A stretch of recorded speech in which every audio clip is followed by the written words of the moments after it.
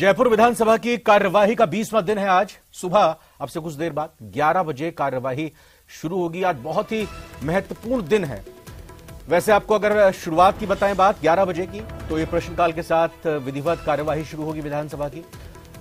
आज राज्य का बजट पारित होगा। बजट पारित कराने की तीसरी स्टेज आज पूरी हो जाएगी। राजस्थान वित्त विधेयक 2023 पर चर्चा होगी। राजस्थान विनियोग विधेयक 2023 पर भी चर्चा होगी और शाम को मुख्यमंत्री अशोक गहलोत इस पर जवाब देंगे। विनियोग विधेयक पर मुख्यमंत्री गहलोत आज जवाब देंगे।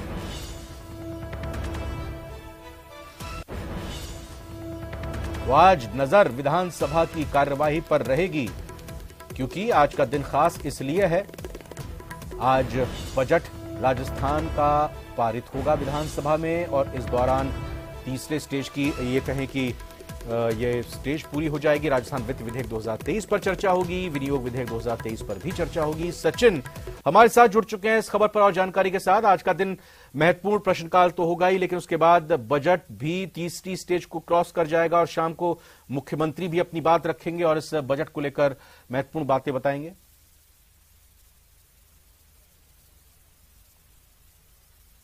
देखिए, आज बजट सेशन जिसको कहा जाता है, जिसमें बजट की घोषणा मुख्यमंत्री करते हैं, फिर बजट पर बहस होती है, राज्यपाल के अभिभाषण पर बहस होती है और फिर अनुदान मांगों पर चर्चा होती है। तो अनुदान मांगों पर चर्चा कल खत्म हो गई है।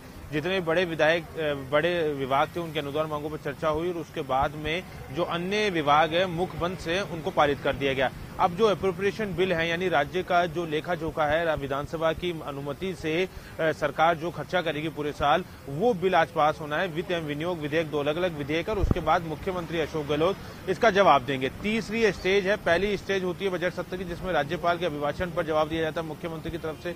दूसरा बजट भाषण पर वो जवाब देते हैं, बजट की बहस पर। तीसरा अप्रोप्रिएशन बिल पर वो जवाब देते हैं। तो ऐसे में उम्मीद भी बहुत है कि कुछ घोषणाएं भी हो सकती है और जो सबसे बड़ी घोषणा है वो है जिलों की घोषणा, कि क्या मुख्यमंत्री अशोक गहलोत नए जिलों की घोषणा करेंगे। हालांकि उम्मीद बहुत कम है। हमारे सहयोगी बाबूलाल हैं जो लगातार इस पर अपडेट दे रहे थे और अब लगातार नजर बनाए हुए थे, उनसे पूछते हैं बाबूलाल जी, क्या नए जिलों की कुछ घोषणा की उम्मीद है? क्योंकि विधायक तो बहुत उम्मीद लगाए बैठे हैं।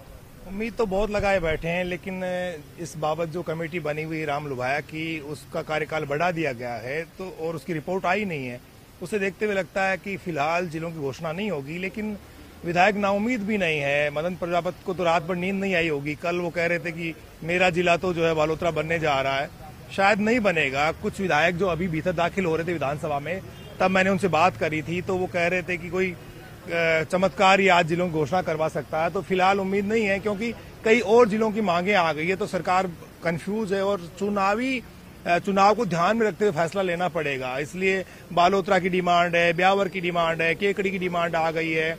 इसके अलावा कोटपुतली की लंबे समय से, नीम का थाना, तो बहुत सारे बड़े बड़े टाउन हैं जो जिला बनने की दावेदारी कर रहे हैं। बरसों से वहां की जनता मांग कर रही है, लेकिन रामलुभाया कमेटी का जो कार्यकाल बढ़ा दिया गया है, उसको देखते हुए आज नहीं लग रहा कि जिलों की घोषणा होगी। फिर भी जो है विधायक सरकार की तरफ मुख्यमंत्री की तरफ उम्मीद भरी निगाह से देखेंगे।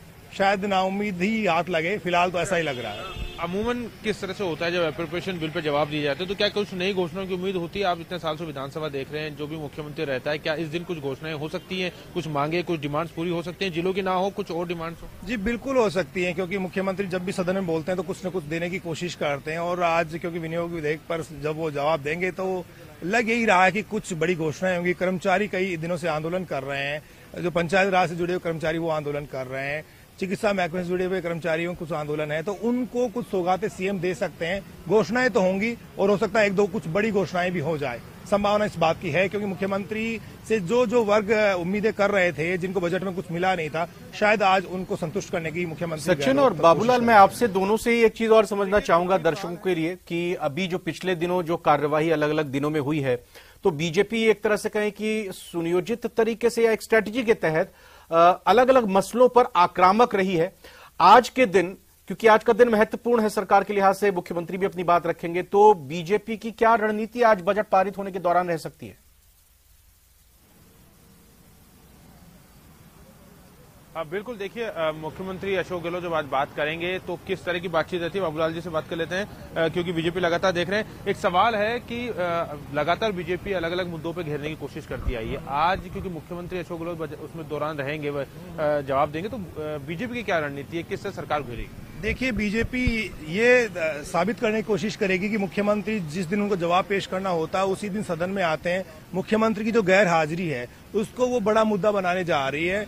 जोगेश्वर गर्ग कुछ ही देर पहले पोडियम पर आए थे और वो कह के गए थे कि हम खुशनसीब हैं कि मुख्यमंत्री अशोक गहलोत को आज फिर से देखने का मौका मिलेगा, लेकिन हमें कोई उम्मीद नहीं कि कोई वो बड़ा ऐलान करेंगे। तो बीजेपी जनता की निगाह में ये साबित करना चाहती कि मुख्यमंत्री अशोक गहलोत को जनता से कोई मतलब नहीं है। विधानसभा में वो बहुत कम आते हैं, जबकि जो पुराने मुख्यमंत्री थे वो अक्सर विधानसभा में बैठा करते थे, पूरी कार्रवाई देखते थे और जो भी विधायकों से जुड़ी समस्याएं होती थी उनका वो निराकरण करने की कोशिश करते थे। लेकिन बीजेपी अब ये कह रही कि मुख्यमंत्री अशोक गहलोत विधानसभा में बिल्कुल ईद का चांद हो गए हैं और वो बहुत कम आते हैं और वो कोशिश यही कर रहे हैं कि सरकार के विरोध में माहौल बना रहे। जन आक्रोश की रैलियां उन्होंने फिर से शुरू कर दी है। कल भरतपुर से आगाज किया और 20 तारीख से फिर वो पूरे प्रदेश के कई जिलों में प्रदर्शन करने जा रहे हैं। तो चुनावी साल है, बीजेपी एक जिम्मेदार विपक्ष की भूमिका निभाने के नाते सदन में और सड़क के बाहर भी आम जनता का भरोसा जीतने की कोशिश कर रही कि देखिए, जब भी आप लोगों के साथ में नाइंसाफी हो रही थी, हम सड़क पर लड़ रहे थे, सरकार के खिलाफ हमारी लड़ाई जो है हमने लड़ने में कोई कमी नहीं छोड़ी। तो एक वीरांगनाओं को लेकर भी क्या कोई मुख्यमंत्री के सामने मुद्दा उठाया जा सकता है, क्योंकि अभी भी मांगे लंबी है? जी देखिए, कुछ न कुछ बोलेंगे जरूर, टोका टोकी। और जाहिर सी बात है, देखना होगा दिलचस्प कि आज सदन की कार्यवाही जब स्टार्ट होती है, शुरू होती है और पूरा दिन जब आज की कार्यवाही चलेगी तो कैसे सत्ता पक्ष की तरफ से अपनी बातें रखी जाएंगी बजट प्रस्ताव को पारित करने के दौरान और विपक्ष की क्या रणनीति होगी। बहुत बहुत शुक्रिया सचिन और बाबूलाल, आप दोनों का ही। और अब बात करते हैं कोटा की, जहां पर दिन दहाड़े व्यापारी पिता और पुत्र पर लोहे की रॉड से हमला करने की वारदात को अंजाम देने वाले 3 बदमाशों को पुलिस ने गिरफ्तार कर लिया है। सीसीटीवी फुटेज के आधार पर पुलिस ने सफलता हासिल की है। सरोवर पार्किंग के पास बाइक पर आए 3 बदमाशों ने बुजुर्ग कपड़ा व्यापारी नेमीचंद, उनके बेटे राकेश अग्रवाल के साथ लोहे की रॉड से मारपीट की वारदात को अंजाम दिया गया था। वारदात के बाद बदमाश तुरंत मौके से फरार हो गए। तीनों आरोपियों के खिलाफ पहले से 15 मामले दर्ज हैं। तीनों बदमाशों ने सरोवर टॉकीज के पास एक्टिवा पर सवार पिता पुत्र पर जानलेवा हमला किया था। फिलहाल रामपुरा कोतवाली थाना पुलिस पूरे मामले की जांच कर रही है। उसकी जानकारी आदरणीय हमारे सीआई सावंतराज जी को दे दी थी और उन्होंने हमें कल आश्वासन दिया था कि हम बहुत जल्दी उन्हें गिरफ्तार कर लेंगे, आरोपियों को, अपराधियों को, और उन्होंने गिरफ्तार कर भी लिया। ये एक संतोषजनक बात थी। लेकिन दूसरा पहलू इस बात का ये है कि आज इनके साथ जो हमला हुआ है वो इस तरह के हमले, चाकूबाजी, गोलीबारी लगातार रोजाना आ रहा है। प्रशासन भी धरपकड़ कर रही है अपराधियों की, हर तरह से सब प्रयास हो रहे हैं, लेकिन अपराधियों में डर बिल्कुल भी नहीं है। हमला करने से पहले ये नहीं सोचा जाता। तो ये डर खत्म करने के लिए पुलिस प्रशासन को क्या करना है, ये तो प्रशासन को ही सोचना है। ओम प्रकाश कोटा संवाददाता हमारे साथ जुड़ चुके हैं। ओम प्रकाश, जाहिर सी बात है, एक के बाद एक घटनाएं सामने आ रही हैं। भले ही गिरफ्तारी कर ली हो, लेकिन जनता अभी भी भरोसे में नहीं है कि वो सुरक्षित रह सकते हैं अगर कोटा में सड़कों पर उतरे हो या घर पर भी रहें।